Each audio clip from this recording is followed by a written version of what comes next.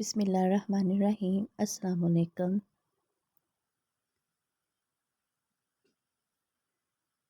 कुछ और तफसीर बयान करें। बात ढकी छुपी है और अलामतें पोशीदा हैं, मगर ए अब्दुल मुत्तलिब,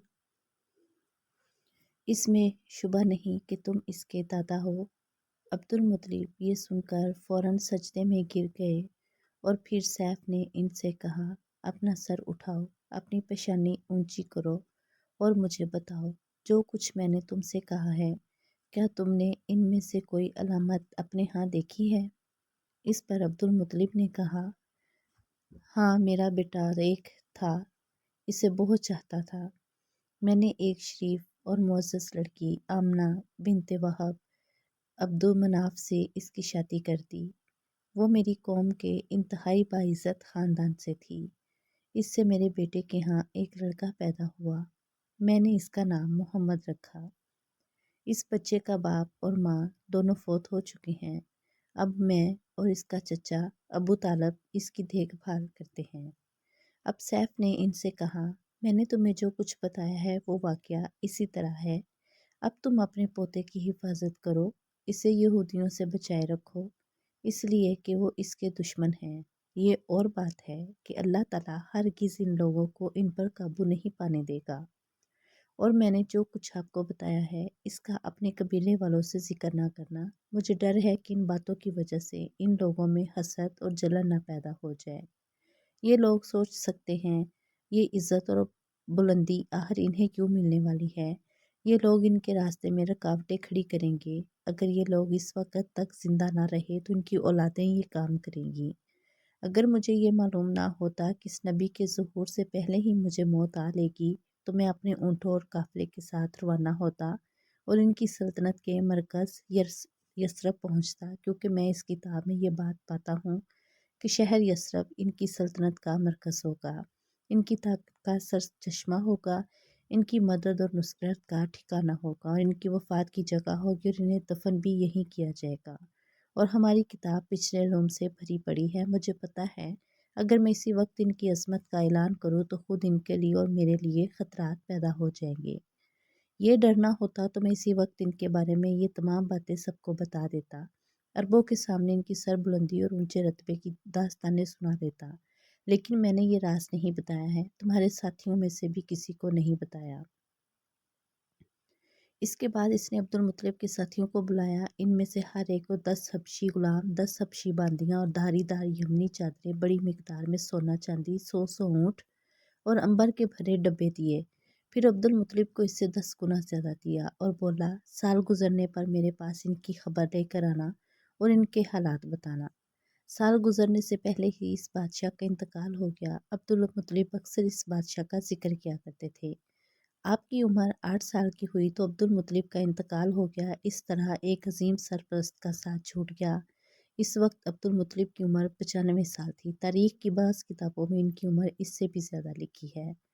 जिस वक्त अब्दुल मुत्तलिब का इंतकाल हुआ, आप इनकी चारपाई के पास मौजूद थे। आप रोने लगे। अब्दुल मुत्तलिब को अजून के मुकाम पर इनके दादा कसा के पास दफन किया गया। मरने से पहले उन्होंने नबी करीम सल्लल्लाहु अलैहि वसल्लम को अपने बेटे अबू तालब के हवाले किया।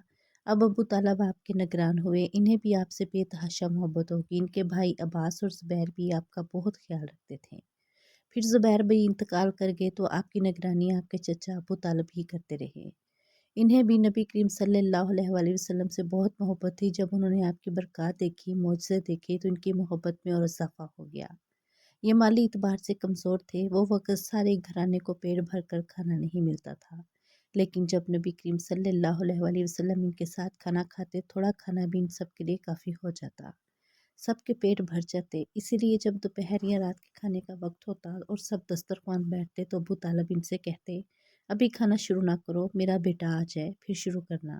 फिर आप तशरीफ़ ले आते और उनके साथ बैठ जाते। आपकी बरकत इस तरह ज़ाहिर होती कि सबके सैर होने के बाद भी खाना पच जाता। अगर दूध होता तो पहले नबी करीम सल्लल्लाहु अलैहि वसल्लम को पीने के लिए दिया जाता।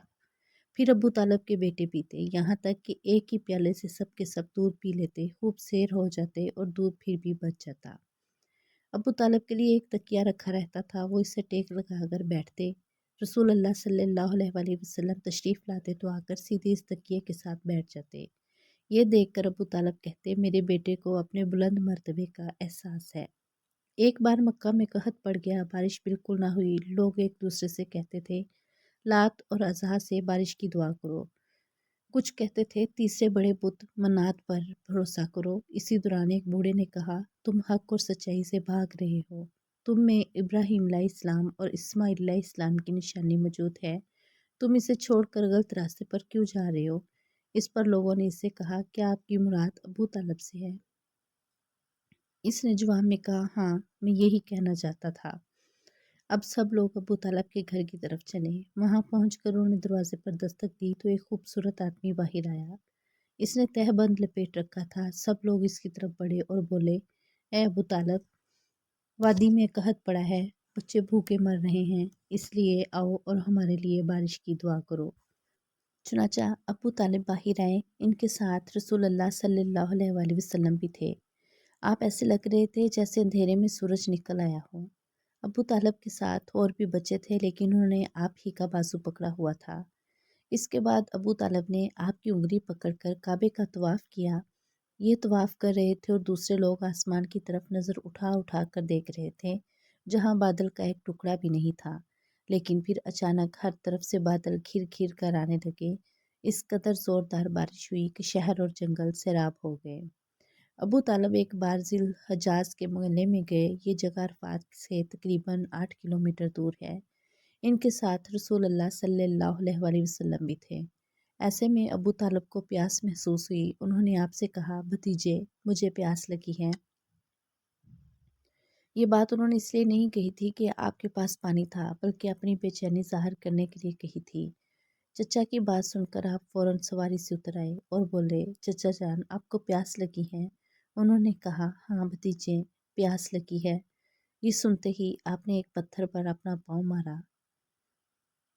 سیرت النبی جاری ہے، مزید ایپیسوڈ لے کر کل حاضر ہوں گی۔ تب تک کے لیے چینل کو لائک کریں اور سبسکرائب کریں۔ جزاک اللہ۔